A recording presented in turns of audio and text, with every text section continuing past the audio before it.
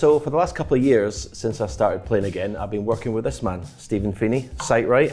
Hi. Welcome to the channel, Stephen. Cheers. We're going to go through some of the routines that we practice when we have our little sessions. When we started, what did I say to you? I just want to be happy playing snooker, right? It wasn't about coming back and winning tournaments. Yeah, enjoying playing snooker again, and possibly with the goal of getting back to the crucible once more. Yeah, but we're going to go through some of the routines, have a little chat. This is what we start with, basically, isn't it? Yeah. I mean, lots of players do this now. It's a very simple, it's a different version of a tea start with. routine. Yeah. And I just have two reds just off the cushion, one up by the blue as a safety ball, if you like, a safety net. Yeah. So just to get into discipline and flow. So sometimes we work in this routine for pure discipline in terms of pre-shot routine. Beautiful cueing, beautiful technical setup. Would this be like a routine that you do with all the players? Yeah. There's a very important process for me in coaching that takes a player through the ability to go through the levels of competency, which is doing everything right, knowing they're doing everything right, and then being able to do everything naturally without thinking. So we know it's a very technical game, and a technical game requires absolute perfection in everything that we do. So perfect sighting alignment, a perfect pre-shot routine within that sighting alignment, stepping into the shot bang on line from a perfect sighted position. It wouldn't matter what kind of cue action a player had, because obviously when I used to work a lot with Frank Callan, and he basically, every player that he worked with, he wanted everyone to have the same cue action. Correct. But that's what you don't, it's all about the... Yeah, so I saw Frank, and you know, the eye tests that they used to use, the eye dominance tests, for me are unreliable. Sight Right proves a lot of different things, and people using those tests don't get their sighting alignment correct, right, let alone their eye dominance. They play with the feel method. Right. So this process of cueing is then about, imagine this, a boxer transferring the energy through his body into his punch. You're transferring energy through your whole technique and cue action into the cue ball. Right. But you never used to think about it like that. No. You just used to get down, hit the cue ball, ball was in. But you're beginning, in my opinion, to go another stage further. When I'm playing these, am I online every time? You Yeah. can obviously see. Because the work that we've done is made sure that you're sighting perfectly on your sighting line through the centre of the cue ball. Right. So there's no parallax error. Right. So a right-handed player will be described as someone of old method sitting in the passenger seat trying to get online instead of behind the steering wheel. So I've effectively moved you to sight perfectly behind the steering wheel. So you explain why I'm cueing differently to what I was when I was 18, 19. Go and tell the truth. I've studied you all the way through, and let's remember that as a person gets older, their whole framework changes. Look how slight a body you had. That's a polite way of saying I'm fat. Well, no, not at all. But frameworks change, right? You know, some people go through bodybuilding. There's all sorts of different things happen, aside to just good wine and good food. Yeah. So technically, I think you were very tight to line when you were in your pomp. Right. And at the age of 30, if you then think your body's beginning to change and different methods that have come into play, you can see the changes from you being online to offline through those latter years. Right. I could see them, all right? And all we're doing is putting them back together again, but now your sighting line is tighter than it feels tighter than it was when you were very thin. Right. Okay? All right? So all the food and wine is basically not good for your... Well, it doesn't matter now because we're getting you bang online for every shot, and you're seeing angles pure the way you should be, just like you're aiming a gun. Oh, didn't see that one. This is the first time you've seen me play with this new cue. It's beautiful. But I mean, it's the power in it's incredible. John Paris that we did the video before at John Paris's factory. Is there any difference in terms of allowing for aiming with side or anything with new cue? Can you? Well, we're going to work that one out because the old cue, as we know, one wasn't straight. It was about a millimetre and a half, I think, out towards the end. At least, yeah. So you had to use that in certain ways to get to cue as straight as you could, but it also didn't have any power. Okay. Now the key here is the way that we're beginning to get you cue is that we're helping you keep the cue ball straighter for longer, even when you're using a bit of side. Right. So this cue is going to be huge. Yeah. I've picked it up. It's lovely. It's one of the best cues. John Paris, well done. One of the best cues that I've picked up. Right. I want it. Right, let's set up another routine. All right, routine 2. How did you come up with this one? Right, for me, this is a very important routine. I used to start the cue ball off down near the black, but it was really a case of tying up the pink, tying up the blue, leaving the black open. Right. I mean, stun run through is one of the hardest shots to play, isn't it, really? Easy with this cue. Easy with this cue, okay. I'll do it for the pink. I'll try. So perfectly aligned in the pre-shot routine, perfect step in. And butcher the red. And butcher the red. So you need to edit that one. No, we won't edit it. No editing in this channel. Yeah. No editing in this channel.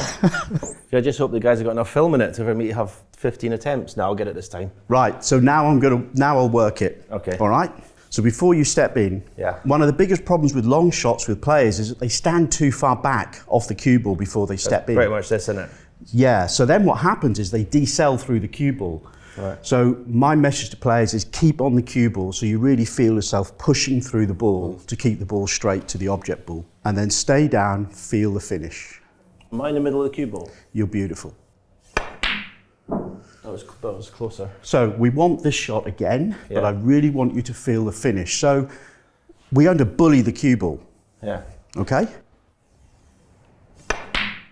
Like that. Yeah. I mean, it's sound, you can tell by the sound, can't you? I hear the sound between a decel contact or what I call a push contact. It's so clear to me. I mean, I'm making excuses for myself.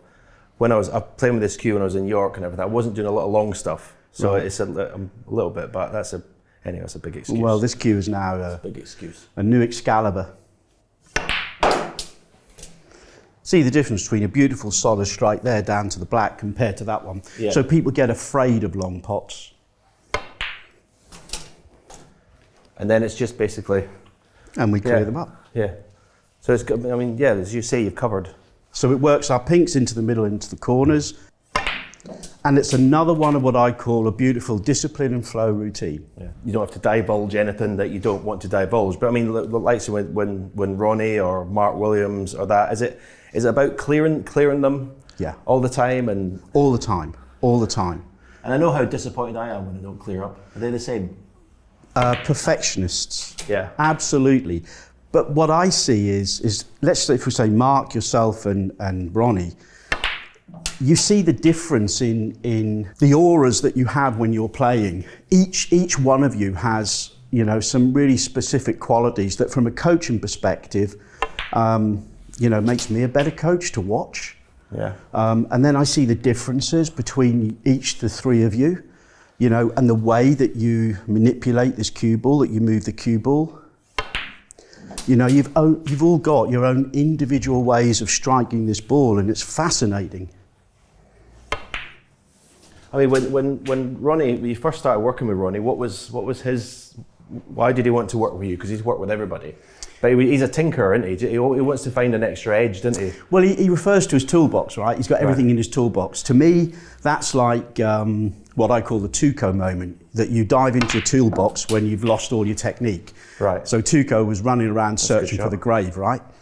In The Good, the Bad and the Ugly, running like a madman. So it's like finding the biggest spade to get yourself out of trouble when you're in a game and you've lost it. The difference with Ronnie is once he saw what happened with Mark, he knew there was something different on the market. He knew, just like a golfer with a brand new club that could hit it 20, 30 yards further and more accurately, he knew there was something there. So when he saw the improvement with Mark, the first time we worked together, there were a few comments because we did it behind the scenes and he didn't come out and play very well. Yeah. Because effectively I put him from the passenger seat, not as much as other people, behind the steering wheel. So parallax error, put a camera in front of you and it looks weird, right? Yeah. But then, just like great champions, the talent, in my opinion, is the ability to adapt and learn quickly, and that he did. But people think I've got a misconception that he doesn't work at his game, but I mean that cancels that out, doesn't it? Oh, He works as hard as. I mean, it makes me laugh. People say, "Oh, he just turns up and wins." Yeah. Well, I'll put it this way: there are very few players on tour and they tend to be the champions, yourself, Mark, John, Ronnie, you play with a three-dimensional approach, all right? Some of the guys are literally just trying to pot the balls and make the breaks. There's a very different skill level. We'll have that one again. There's a very different skill level with those at the top of the game. Yeah. Like Tiger would feel the flight of the golf ball. The guys at the top of the game, they're in control. They own the cue ball. But even at the stage of his career and Mark's career, and Mark was talking about retiring, to still want to have that will to find that little bit extra again. I mean, that's what makes champions. Let's do a long one then. Let's do a Be good. routine. So, in the 5 years with Stuart Bingham, Yeah. these long shots were incredibly important. Yeah. How many times does a player find themselves with ball in hand and the typical shot that will come up regularly? I think long potting is the most valuable thing you can have in your artery. I mean, scoring is the thing, but to get into a position where you can score, you've got to be able to pot a long ball. Well, that was your strength, wasn't it? Yeah, You pot just long ball, clear up. That's the game. Yeah, pot the long ball, dish them up. And the beauty here now is, imagine now that in today's world on these sorts of facilities, these sorts of cloths with less friction, that we can even play these long balls with correct use of side without the cue ball pushing offline. Right. Now that really shocks people. Right. That you have a pure aim and that we can get through the cue ball without the cue ball pushing offline. That provides another strength. So if you look at someone like Noppon, see his long game when he's on it. The most important thing is to be able to stand behind long balls such as this and almost be able to say, I'm 10 out of 10 before I even get down on the shot. The ball is in before I even step down. Why? I've sighted it perfectly. I've got the perfect line of aim for the line of contact. I've got the perfect distance from the cue ball before I step in. I'm going to push through the cue ball and control the energy in the cue ball and keep it straight on the line of aim that I chose. Geeky as that may sound, that's what we're doing to play perfect long potting. So we've got four long balls here. The first one is... So we're going to pump in the long one, full power, round the angles, back to bulk. So your basic shot to nothing. Correct. So we'll come round. Full to point, lock in on the line of aim. This is you on your sight-righted position. Nice step into the shot, drop the butt of the cue on the line of aim, and then a beautiful cue action.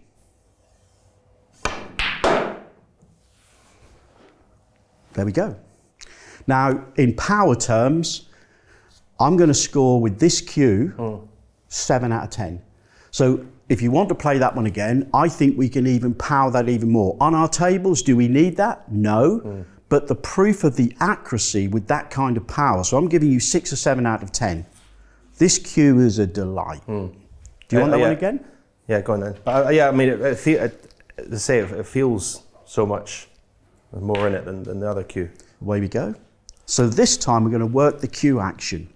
Feel the cue coming back like a bowstring. So, no control, right? Let's go once more before the last backswing. Check the cue ball, check center cue ball. Beautiful, beautiful. So then we go to this one, a beautiful stun across for the black. Oh, that was a D-cell. So there's a D-cell. It's horrible. So we're going to control that. Closer in. That's better. Now you're tighter to the cue ball.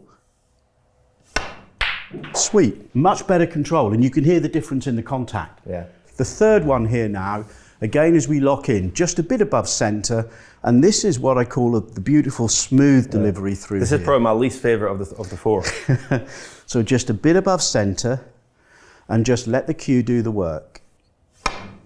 Sweet, and the cue ball will come back beautifully. What a strike. That was pured. That was like a 280 drive down the middle.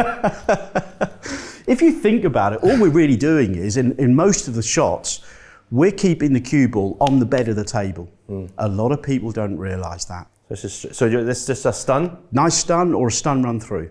Okay, remember, keep on the cue ball, all right, and really feel the finish. See, that was a hit? Yeah. Okay, so the hit will normally come from the position too far away from the cue ball. Really feel the finish through the ball. Get the spin in the ball that you want to get in there.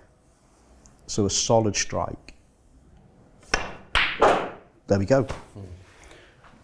That was like middle of the white. Beautiful. Yeah. All right, now let's go back and play the one shot which I said we'll play with side. For the purposes of my intellectual property, we won't declare the side that we're using here. All right. But we're going to play the outside red. We're going to pop the red into the corner, come off the cushion, off that cushion, and round for the black. So this is the same shot that we played at the outset. So this is going to be one sweet spot, right-hand side, just beneath centre. Give me a full power strike. Oh, beautiful. Always playable with sight right. Textbook says the cue ball will push. That did not push. There was the magic for you guys. I can give you one more routine if you want. So let's imagine I've been driving a car, I'm right-handed, I've been driving a car for 20 years, playing the game from the passenger seat instead of behind the steering wheel. Right. That is the definition of parallax error. Yeah. That is how a right leg on line feel player sights a ball, like that. So the parallax error is left. So you mean right leg, so if I'm playing this shot, my right leg's here? Yeah. Straight ping, okay. Yeah. So literally the head has got to turn to try and see the line. So I'm moving the player from the passenger seat, yourself, to the steering wheel. So you're going across from here to here. Now, when we set these up, if you remember when we first did these, this can almost feel like I've put you to here. Yeah. And you can feel as though you're going right to left, when all I've done is this. So this is a transition routine to get people learning to sight perfectly online on their sighting line through the center of the cue ball. Every player that I've worked with has gone through this process. So we have an easy start to it, and then we have the advanced start. So effectively we've got 3 balls to each of those object balls, and then on the second stage we take one of those balls out, put it behind the blue, and we have another 3 balls here. You've done one of these with your eyes shut. Ronnie's done all 3 with his eyes shut. Well, he would, wouldn't he? He would.